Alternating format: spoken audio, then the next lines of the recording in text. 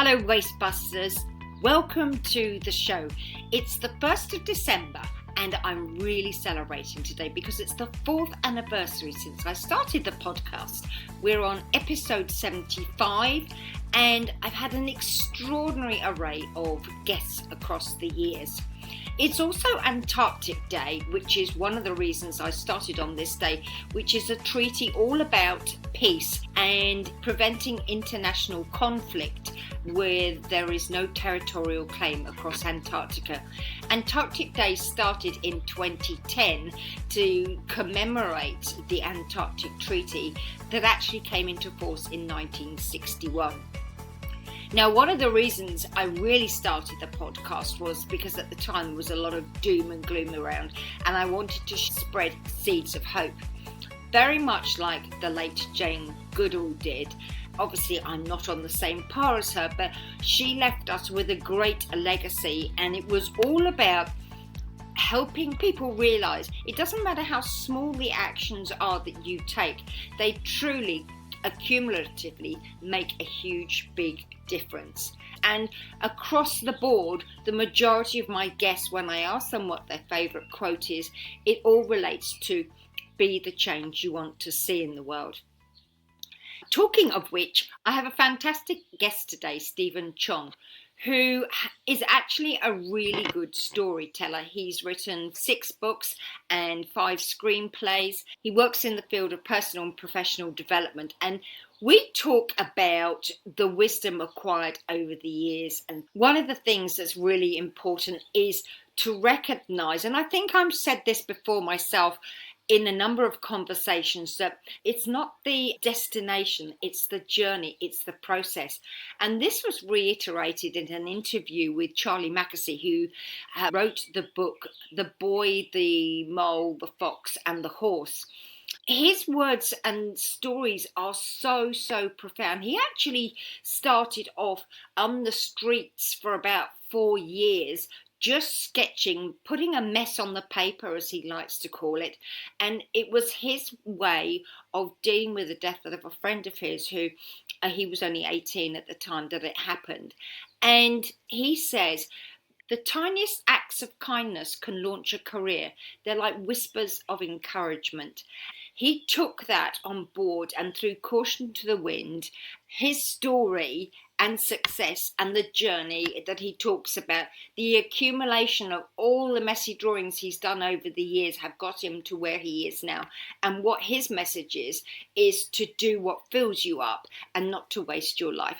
Hence the fact, the podcast, Waste Not, Want Not, which is about maximising human potential and minimising environmental waste. Again, this goes hand in hand with Jane Goodall's work. And at Christmas time, we're also thinking about the new year and turning over a new leaf, creating a new story for yourself, letting go of all the shit that we've taken on board, other people's shoulds and ought tos. And this interview with my guest today, Chong, will really help you get to grips with what is important to you, what we call the raison d'etre, your reason for being. It's a state of being as opposed to aspiring to get to somewhere, enjoying the journey, looking back and seeing how all the things that have happened in your life have come together to create a beautiful story that you can draw on for inspiration and move forward, letting go of the stories that have actually held you back.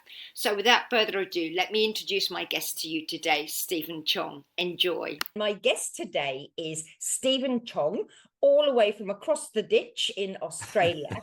And it just seems that I seem to be talking to elders. So we have wisdom that we're bringing forward because we've been there, done it, got the T-shirt, made the mistakes. And ultimately, I don't know about you, Stephen, but for me, it's about sowing those seeds of hope and reigniting the spark inside people. Yes.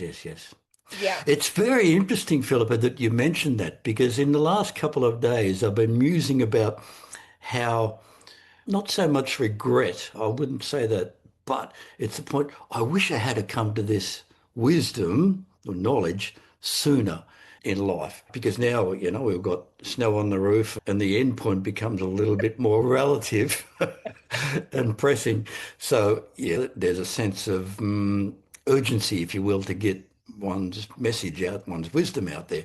But, you could look back and think, oh my goodness, when we were 20 or 30, if we had that knowledge Yep. that is present now, Yep. how different life may have been in its consequences. But, having said that, we're still divine beings and we manifest that as we must in the moments that we have. It's not so much a regret, but you look back and go, oh my goodness, if I had have known what I know now, I probably wouldn't have tripped over those size 11s back then. Yeah, and I think to your point, I had a thought that it's also we've managed to process what isn't important to us anymore. So we've got to the point where we're slowing down, which I think at this point in life is so important because we revere time out to process information where the youngsters, I'm really glad I was not born in the generation of the youngsters because it's so chop, busy that they haven't got time to process things. And I think it's one of the keys to moving forward. Oh, isn't it very interesting? Now, especially now with all this mayhem going on in a global sense, it's like a spinning vortex, like a cyclone, if you will, that's spinning around us with all this stuff going on. But for me, the real key, and what you talk about, whether we're older or younger, is to find that space, that center where it's quiet. And that's where the dynamism is, and that's where the solutions to the challenges are. Let me give you an example. Yesterday's response to a dilemma. I'm sitting here at my desk, and in terms of the Richter scale life problems, there's probably a 2 or a 3. But I'm thinking, what am I going to do with that? And for me now, the process is not to try and analyse or think or be logical about it. I went and found some space. I walked outside, I breathed, I looked at the sunshine, and then straight away, the answer came. Now it was that bolt of inspiration. So, oh God, thank you, I've got it. Come back inside, and then you act out in the response. But that's the answer to me. With all of these challenges spinning around us, we have to find our own space, that quiet place. And it's not a void, it's dynamic, because in that space is where, when we ask the question, what do I do with this? How do I fix that? That's when the answer comes. That's when the spirit comes in. Those divine angels that are sitting on our shoulder come on and say, here, Stephen, cop this. Yeah. For me, a whole part of it is the journey of getting to know yourself. And we're not taught that because we look outside to others and things for the answers when in fact everything is inside. And that's the journey, I think, is unraveling all the shit that's being dumped on us by other people, the expectations and obligations and shoulds and all the rest of it. Well, I have to admire the younger generation now who are asking the whys. Whereas I don't know about you, but I was of a generation where I was kind of passive in as much as it was expected of me. I didn't ask the questions. I wasn't curious to do it. But I guess nowadays, with there's so much information out there, they can go about finding their own answers, but a lot don't know how to or even ask the questions. It's that overload as well. Too many. It's like for me going into a sweet shop, asking me to choose one.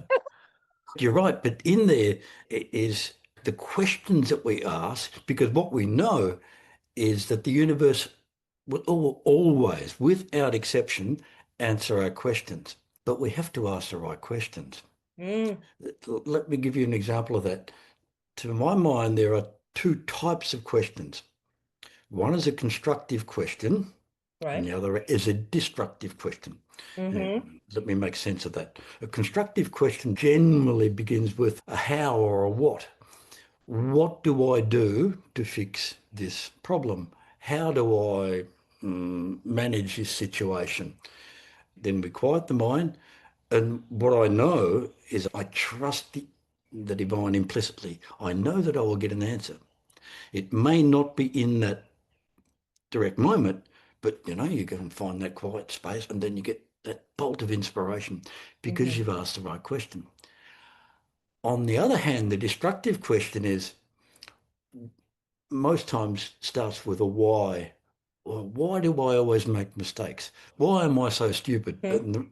And the answer is, why are you? Why do you? Yeah, I'll present you with something else to help you answer your own question. Absolutely, yes. Yeah. But like I was saying, the key in all this mayhem that's spinning around us and all the things, particularly younger ones, have to do with families and children and work and things, we find that quiet space. Mm. And it's always there. And for me, it's habitual. I have to now, on a daily basis, whether it's 10 minutes, 15 minutes, half an hour, it's whatever you can manage, but it's a reconnection to that spirit in that quiet space. Sit down, meditate, shut off all the things that beep and buzz at us, and just find that space. And then, it's like recharging your batteries, isn't it? And you go, Well, yeah, oh, you've got to okay. plug yourself in. I was talking to a friend yesterday and he's got something wrong with his right foot. And I was doing some sound healing on him. And I just thought, do you know, the right foot is, because I work metaphorically, is really about the accelerator and he can't move forward. So there are messages, subliminal messages in everything, and the body talks to us. So it's a matter of listening to it, interpreting it in that way, but we're not taught how to, because, as I say, everything is out there. You talk very much about the divine, and for the people who are watching or listening who may not have that connection, and I can empathize because I was sent to a convent for a good education, but the nuns were anything but mirroring good Christian behavior. And a lot of people don't necessarily have that connection or will dismiss it because of the indoctrination of the church and things. But through my own journey and connecting to myself, I know there's something bigger. So whether it's a God or source, whatever it happens, the divine, whatever word we use, it's something bigger than you, because Yes. we only can perceive 0.01% of the electromagnetic field. And so out there, like the air we breathe, like the Wi-Fi that travels through the air, we can't see it, but it's happening. It's a transmitter, and we are receivers of information from the outside. So that is the foundation from which I operate. How would you operate from? Oh, that's a very interesting point. And whatever a person's belief systems, Christian, whatever, I think the key is a recognition of our own self-worth. Yes. Yeah. We are divine beings inhabiting a fallible human body. So if we just recognize that, and then we know that we have a specific life purpose to fulfill. This is why we are here. And our importance, be it in our own environment, our family, our community, our nation, or whatever it might be, we are a sacred being in that space. And what we do is important. So for me, the crucible is connecting to one's life purpose. Why are we here? And we all have that dynamism within us. In synergy with that, we know what our values are. The values are our foundation stone of how we think, how we behave, what we do. So with those two, centered in the heart, then we act with intent. It's a dynamic space. So whatever our system of belief, and there's not to say one is right or better or the other, but just to know that we are divine beings acting in this space, and what we do is important. For me, to connect back to that life purpose, it's not a light at the end of the tunnel. It's not a goal. It's a state of being. Let me give you a personal example of that. Now, my life purpose is to love at every opportunity. Right. So that's a dynamic space. So that means when I interact with the world, with people, it's an opportunity to express that purpose. But at the same time, it's also a paradox because in my own personality, I have an empathy deficiency. Oh, That's why I love my wife, because she has a dynamic sense of understanding of people. But me, that's an area to be developed. And I recognize that it's an opportunity to, well, let's say, improve what I know is not quite fully developed in my own self. It sounds a bit complicated, but just to recognize that the life purpose is a state of being and it reflects how we act in the world and our interactions with others. and not so much a goal to achieve or accomplish X, Y, or Z, because there's two things you mentioned there that sometimes people find it hard to recognize in themselves is that A, they have any value. I can speak for myself here that I could not see the value because it was knocked out of me because I was told I didn't have any value. And also that you're worthy. And those gifts you talk about, our uniqueness, it's more a state of being. I saw somebody quite high profile on social media, and she was saying she'd gone to a cafe that she goes to regularly, and not even the cafe owners, nobody had a smile.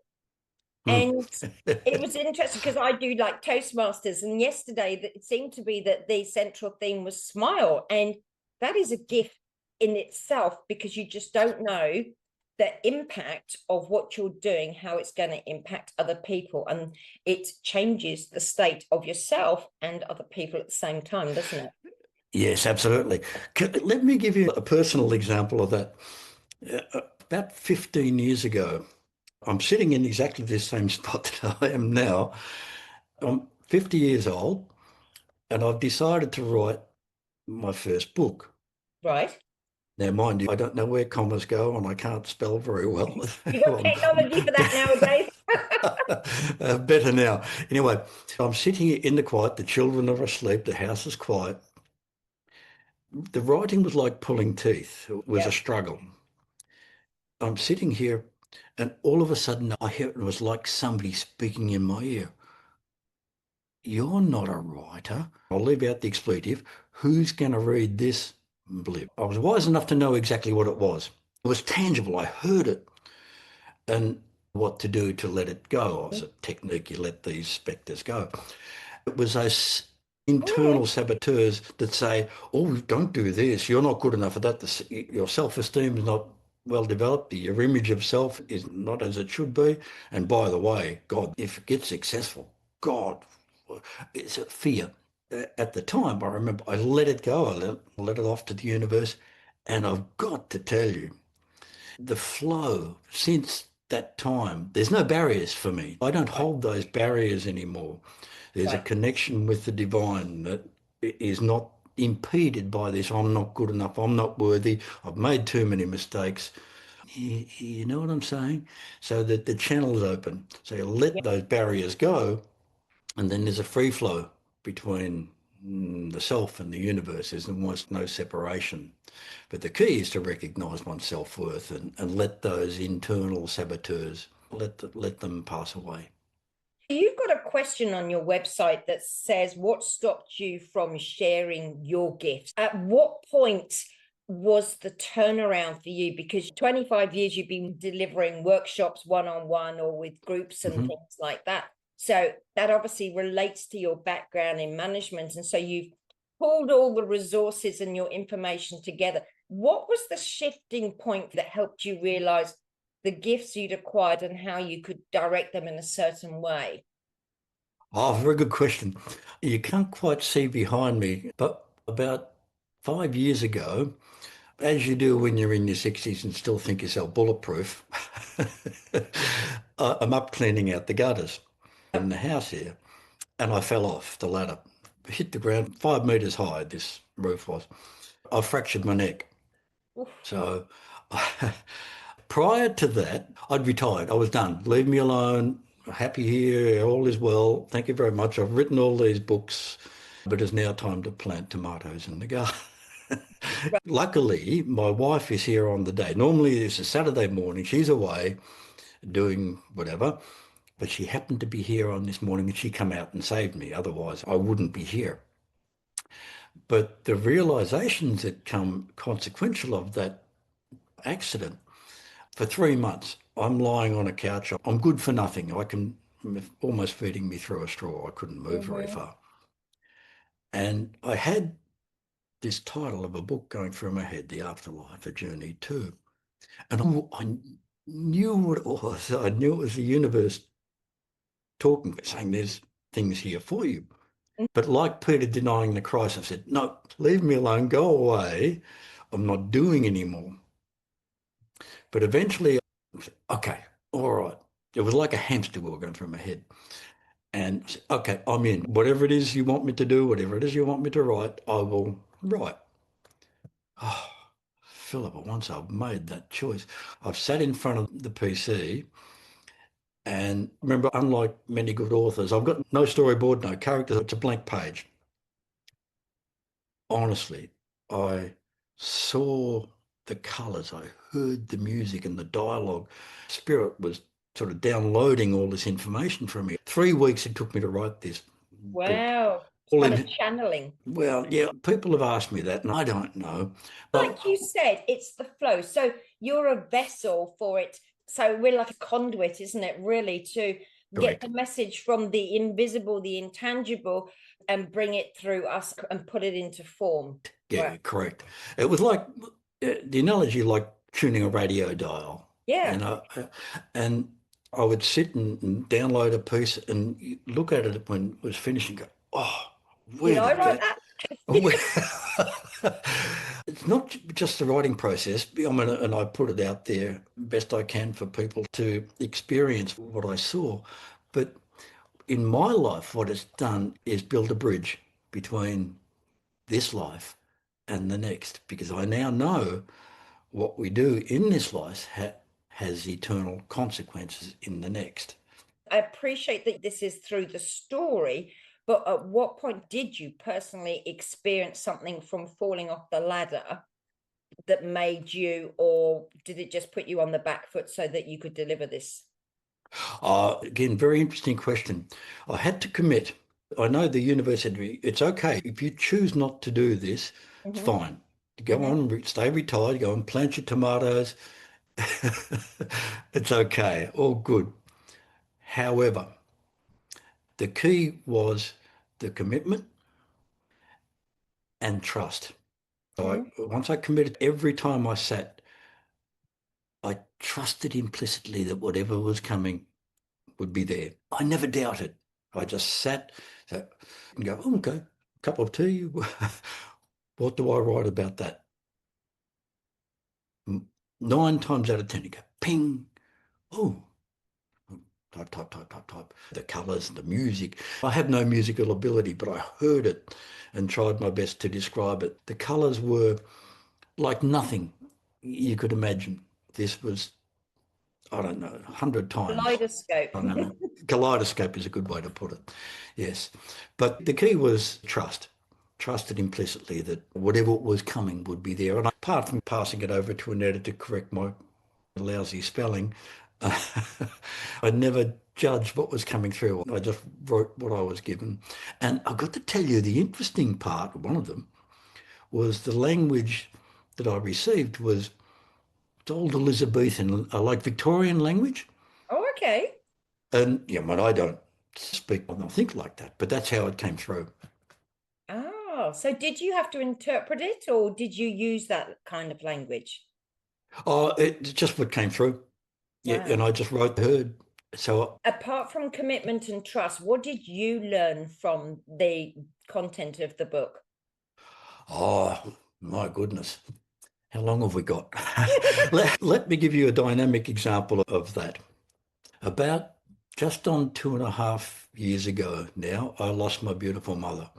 Now, this lady was an angel. She, I won't say ministered, but she tended, she brought spirit to the door of so many people over the years. Philippa, I chose very well when I chose her as my mother. But to get to the point, ever since I was a wee lad, I'd say, Mum, when you go, I'm not staying.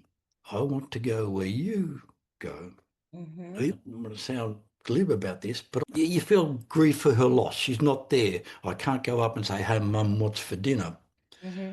But I feel no grief for her loss because I know exactly where she is. Mm, mm, I know where she's gone. I know where to find her in this place in the center here. mm, And she is more powerful now than she ever was. Like she's a part of you, a warm blanket. mm. And I learned that from the writings in the book. And that alone of itself is a price of admission. Um, because I know where she's gone in the heavenly realms and I know where to find her. And I connect with her on a daily basis. I tune in to her. Sometimes there's nothing to hear. Other times it's a little bit of dialogue, but there is no grief. Mm. And that, for me, in a personal sense, is a beautiful thing. Yeah, I can empathize with that because 6 years ago, my father had prostate cancer. I was there for 3 weeks, but 10 days after getting there, he went into hospice. But I was somewhere else visiting a friend in England and got the message. Dad and I were really, really close. Mm. And I just thought I would be grief stricken. But I remember I was there overnight when he passed and holding his hand with my sister, and the joy, and I kind of beat myself up a bit about it because it was quite contradictory to what one is expected to feel, um, Yes. is that peace of mind knowing that he was a gentleman who really lost his dignity with other people caring. So he was in the right place. And I remember saying to him, for goodness sake, Dad, let go. Go and enjoy Mm. yourself. We'll be all right. Yeah, that joy that just filled me up at the time, it really kind of knocked me for six. And that's without going through the experiences that you have. He was very agnostic, which was interesting. That's another story. It is that inner knowing. And I guess for me, it was that connection.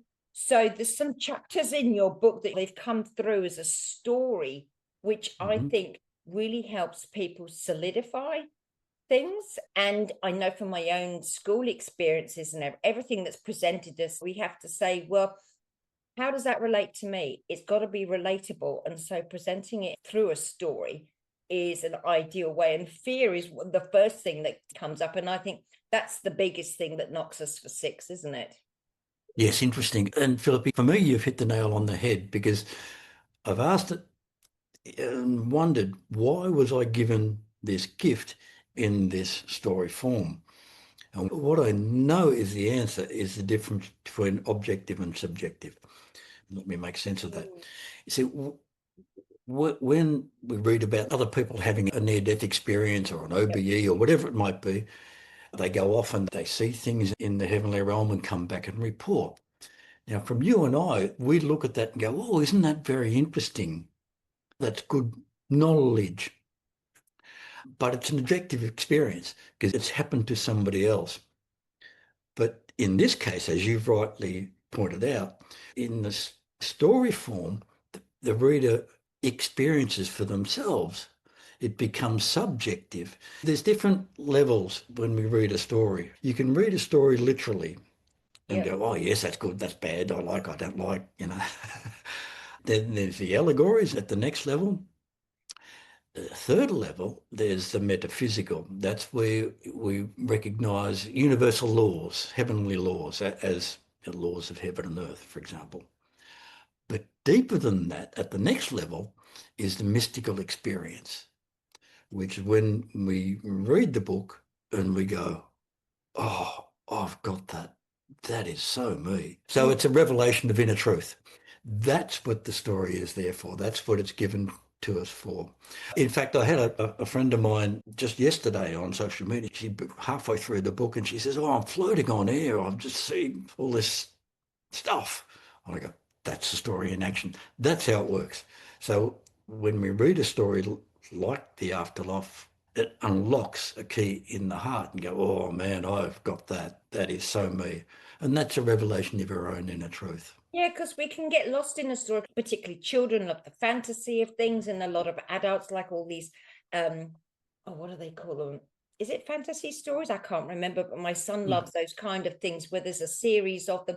They lose themselves in the character because they can identify with aspects of the character, and that is key to me in sharing a message is through story form. And whilst, as you say, the near death and the out of body experiences are good, they're less out there than they were because somebody real has experienced them. But there's nothing like losing yourself in the story. But you'd written 5 books before this as well. So story's not a new thing to you, is it? No, it's not. No, again, very interesting. I kind of look at those previous books were like my apprenticeship. Oh, okay. That's kind of how I see it. And this latter one, again, is a gift from the universe. And I don't know, the minute as I sit here, I don't know that there's any more. There might be. I've tried to replicate in other short stories and things that I've written periodically, I've tried to replicate the voice, but I haven't been able to. I can't. So if we go even further back, you were saying that the 5 books that you'd written were like the apprenticeship. They were an accumulation, I'm guessing, the workshops and things that you delivered. So going right back, what was the start of your journey and what direction were you taken in? And what did you learn along the way that took you to the developmental workshops? Again, very good question. I was caught up between the ages of about 25 to about mid-30s. I was in the corporate sector, managing and all of that achievement and money and all that stuff. But back about mid-30s, I had a choice to make to I could stay in that medium, that high-powered corporate type thing, or come up here to far north Queensland and explore other opportunities. And that's what I did. Here we are. But in my core, I'm an educator. I've taught people, coached people. I still do, although in a more limited sense. But it's part of my DNA to teach people how to make life a better place. I'm a walking, as you are, a walking, talking example of how to make life a good place. I have techniques and systems that, let's call it professional development or personal development. I'll give you an example. I have a technique. If you can imagine a 3-legged stool, one leg of the stool is relationships, the other is money, and the third is health. Now, if one of those legs of the stool is out of balance, then life sitting on that stool is not that comfortable.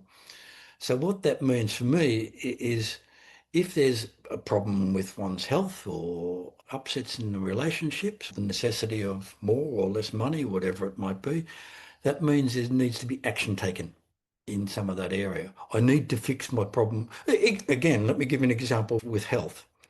About 6 months ago, not that I was ever a big drinker, but I enjoyed wine. I have a couple of glasses a night with a meal, and I just stopped and haven't had, wine since. From a health point of view, I feel like 45, not 68. It's made such a difference. So that's an example. When there's a problem in any of those 3 areas, it requires action to be taken because these are dynamic spaces that when we bring them into the balance, life becomes a nice place. But when they're out of sorts, there's upset. Now, that's just one area. That's part of my DNA. And I've taught to others over the journey. How did you find the professional development? Because there's a fine line between personal and professional, because you've taken your professional skills and implemented it to improve people's individual lives. And that's how I see it, because a lot of professional development is about improving those corporate skills, where in actual fact, it's more about improving ourselves, in my opinion.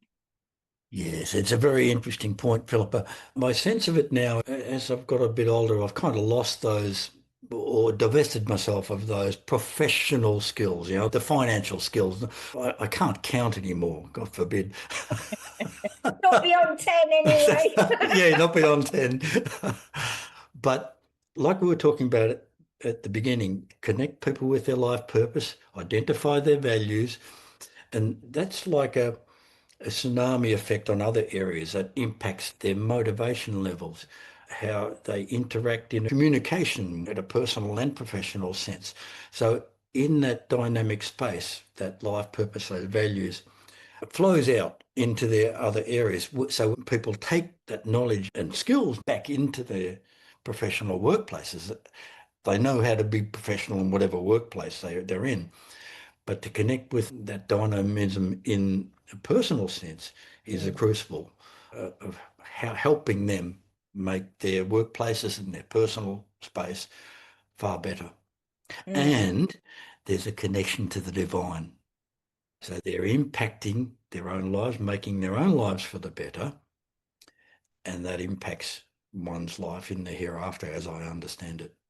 That really makes me think it's that much bigger picture, recognizing that everything that we do, think, act, has an impact on our lives, but actually it's not just circular within ourselves, because we have been brought up in a place where everything is self-centered and it's all about the me, but recognizing that we do impact the greater scheme of things, and actually it's the entire scheme of things. Have you come across Dr. Jill Bolton? Oh, yes. Oh, she's remarkable. My stroke of insight.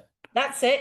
Brilliant. Yeah. Oh, brilliant. brilliant. And she talks about the me in the we, because she basically had a brain hemorrhage, and so all the logistic side of things went, and she was in heaven, like she said. She could see she was part of something so much bigger. And when we get to grips with that, because again, it's not tangible, it's hard to imagine, but just having that knowing inside that, you know, when you walk in a room, you feel that impact, that is intangible, that 99.09% of what we can't perceive, we are impacting on, and it takes its time.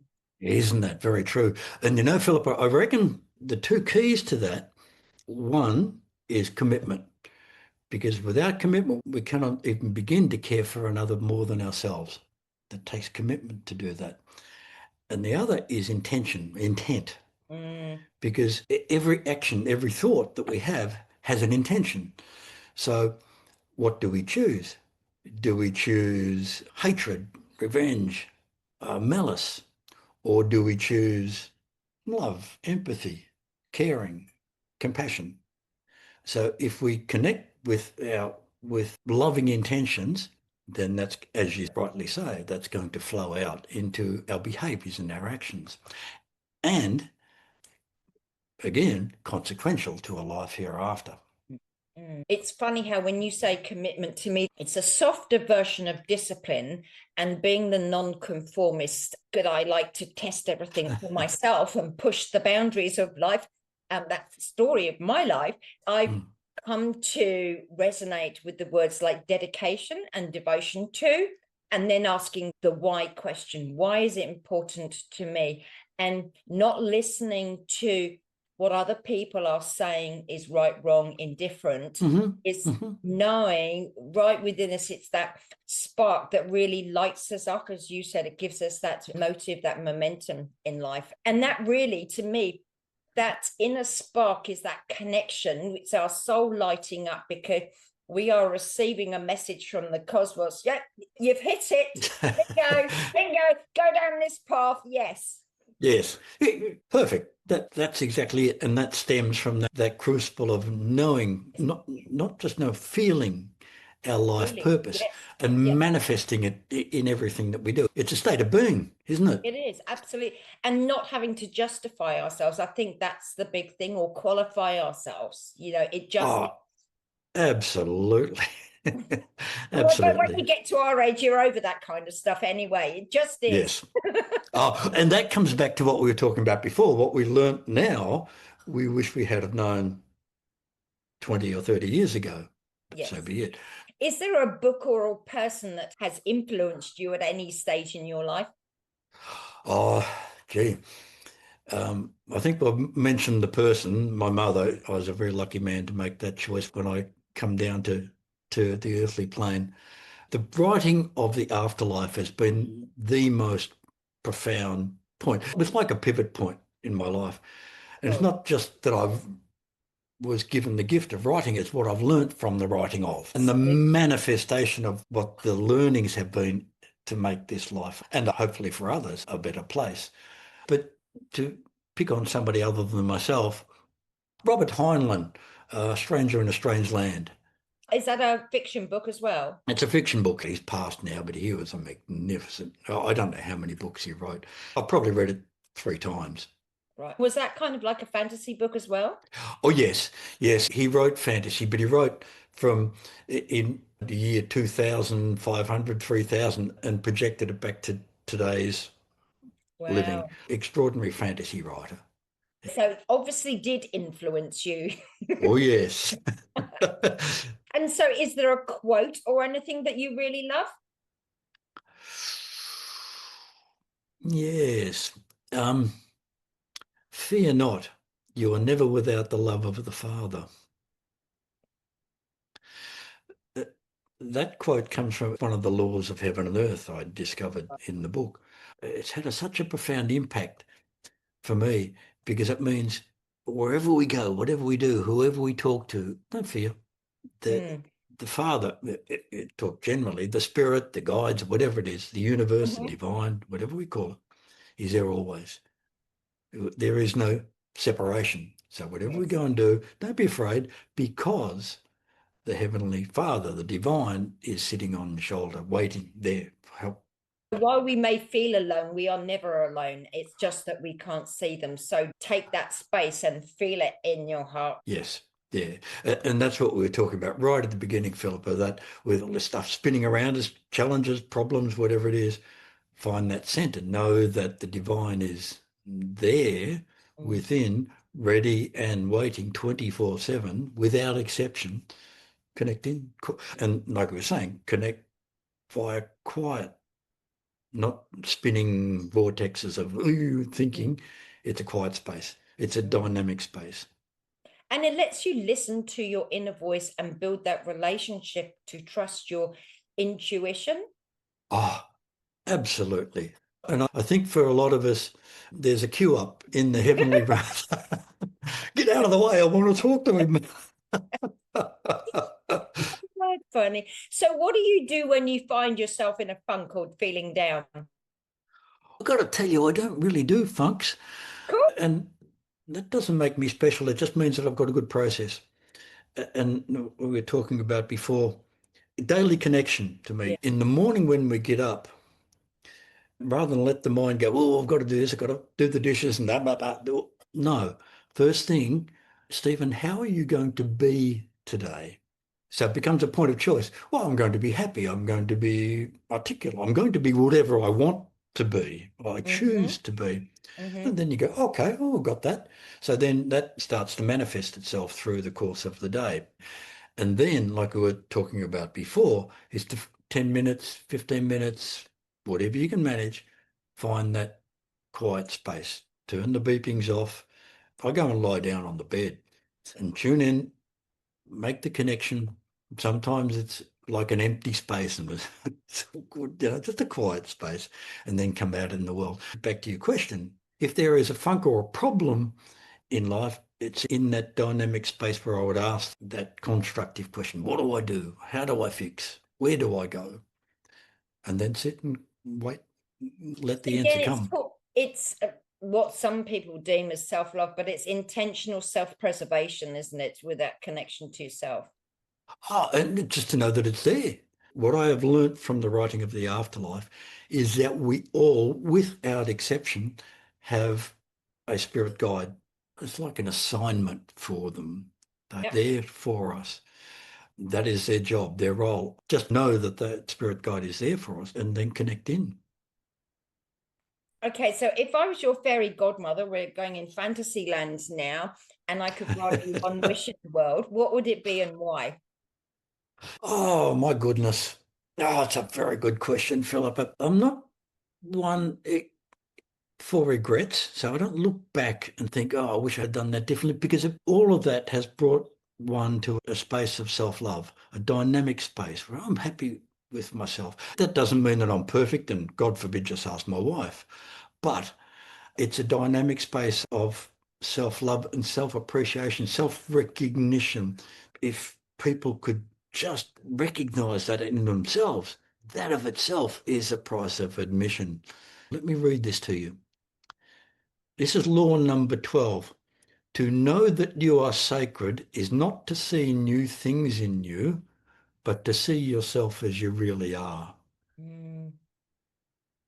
And it's those flaws, those lessons that are so beautiful. Mm-hmm. And like we were talking about before, and a relativity is associated with our length of time in this space.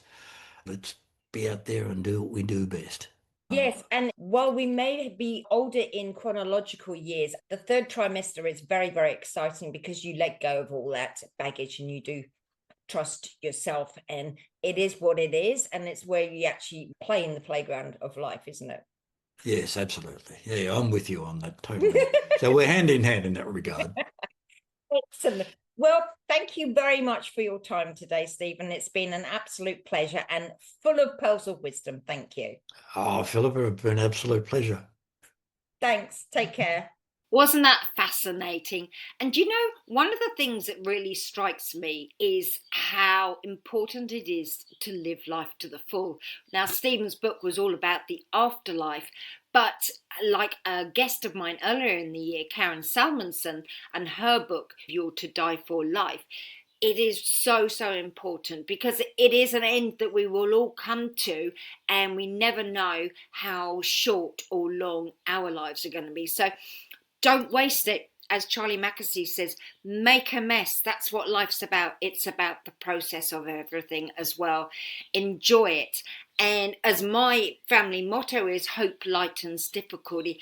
When you wake up, take 2 or 3 seconds, just take a deep breath. Be grateful for waking up that morning, for hearing the cries in the next room, for the fact that you can boil the kettle and make a lovely cup of coffee. Open the doors if it's not piddling with rain. If it is, go jump in a puddle, but make the most of every moment.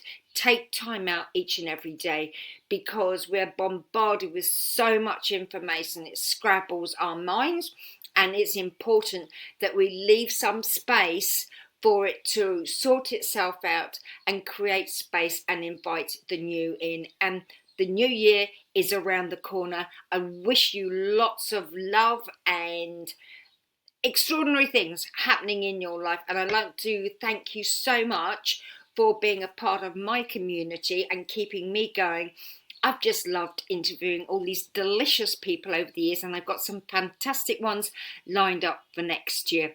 And you never know, while I'm in Antarctica in January, I may get to interview a penguin.